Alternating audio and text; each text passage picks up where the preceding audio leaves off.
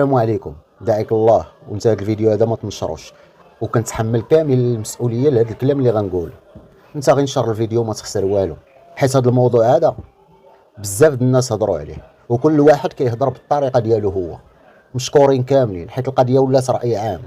14 شخص حيواني كيغتصبوا طفل في ضريح، وماشي الضحيه الاولى ولا الثانيه. انا اللي بغيتكم تخمموا معايا هي هذا 14 شخص حيواني اللي اغتصبوا الطفل هذا. واش الضحيه داك الليله كان غير هذا الطفل؟ ما يمكنش، غيكونوا اطفال اخرين اللي ربما كيلتزموا الصمت. وهذا الشيء ما غريبش علينا وما جديدش علينا.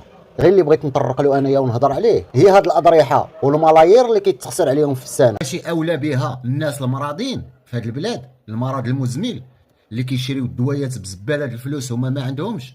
ماشي اولى بداك المال ديال الاضرحه اللي كيتخسر عليهم الملايير، داك الناس اللي منسيه في الجبال ما عندهمش طبيب، ما عندهمش شادو، ما عندهمش ريزو؟ ماشي الاولويه ديال بزاف ديال الناس اللي ما لاقيينش عيش كريم في هاد البلاد؟ نشروا هذا الفيديو كنتحمل كامل المسؤوليه ديالو، حيت هذا الشيء كاين عندنا في بلادنا. هذا الشيء كاين حشومه، ولينا كنحشمو، قسما بالله الا ولينا كنحشمو.